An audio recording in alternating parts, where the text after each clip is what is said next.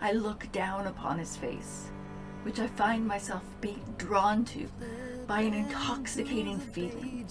He opens his lips. I see the white teeth. His top eye teeth and bottom eye teeth are longer than others. How strange.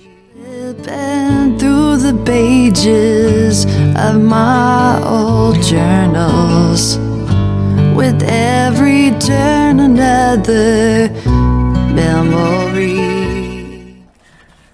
Hello, and welcome to episode 76 of Journaling Through the Years. I am Leah Liz, and this is a series on this channel wherein I read from my journals that I've been writing in since I was old enough to hold a pen or a pencil. This is the summer between sophomore and junior year of high school journal. It's been a little bit rough, so we've had a lot of content warnings. Today, another short story, different from the one we just finished. So I think this one might finish. Before we get started, let's talk about the merch. We've got the Jesus Loves Queer, which is a fundraiser for the Trevor Project. Also highlights the short film that is soon to come out called I Am Fine. We have the Recovery Equals Sexy, which is a fundraiser for NAMI Southern Oregon. And then we have the Timekeys fanfiction merch. You could join us on Patreon, www.patreon.com/CafeGirl Thriving Artist, or check us out on our website, www.cafegirlproductionsinc.com, and you can find other links to other information about us there as well. So let's get started. This is written on June 18th, 1995. It's a short story. I look down upon his face, which I find myself being drawn to by an intoxicating feeling. He opens his lips. I see the white teeth. His top eye teeth and bottom eye teeth are longer than others. How strange, yet alluring. I wonder what he is.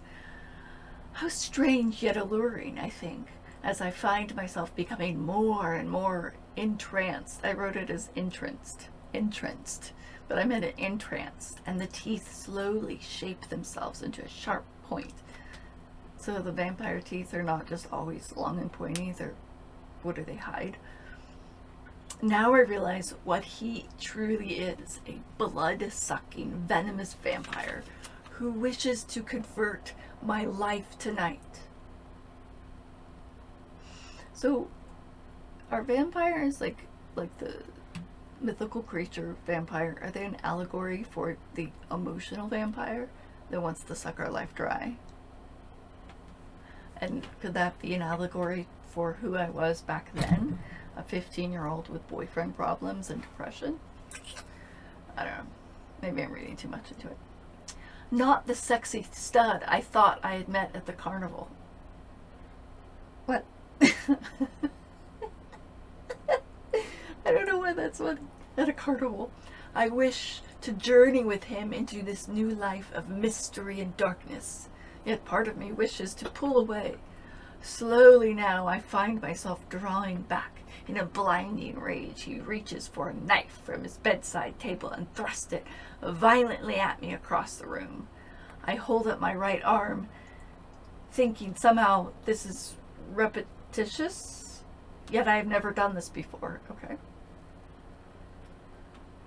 This is repetitious. I don't know, maybe this is a dream, or maybe this person is like a Buffy.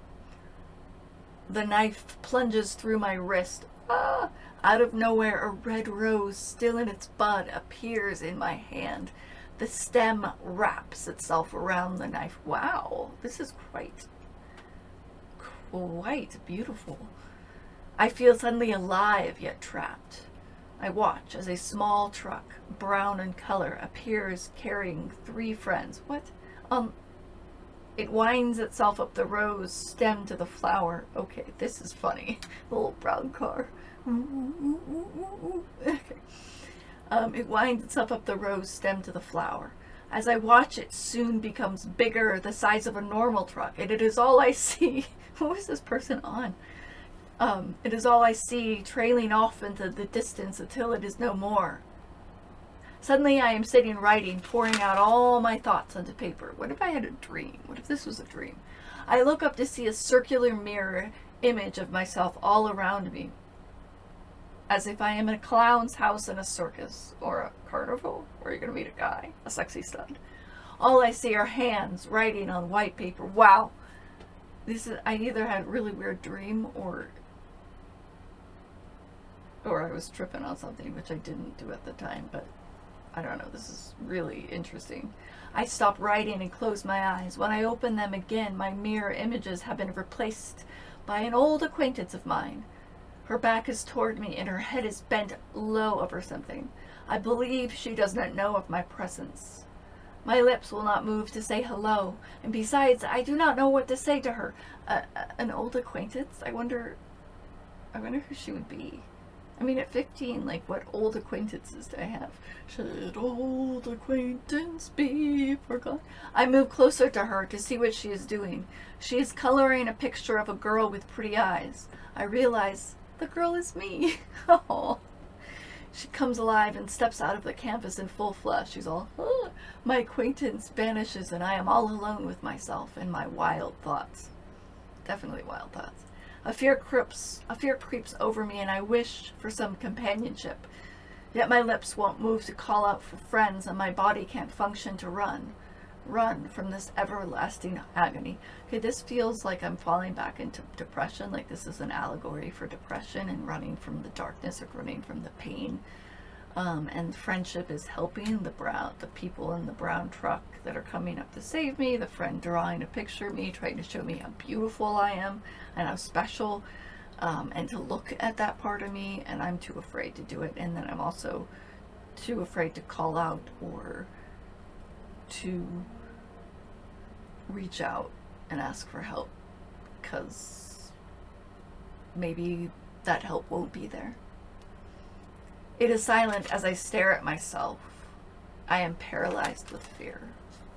Yeah, I think that was definitely an allegory. I thought it was a short film because it started out of a vampire, but I think it was an allegory about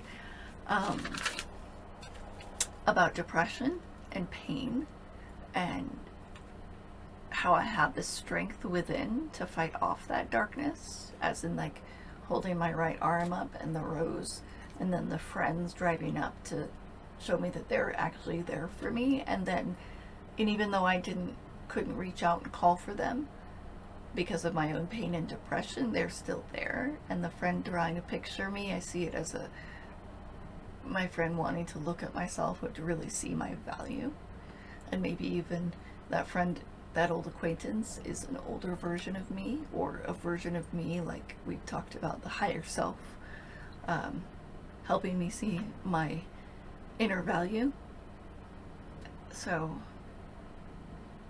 yeah, maybe you have a different representation or idea of what this means. Maybe you can write that and comment that below.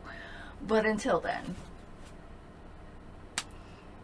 remember, you matter. Your life matters. You are loved and you are worthy of love. And always remember to love your thrive and find your sunshine.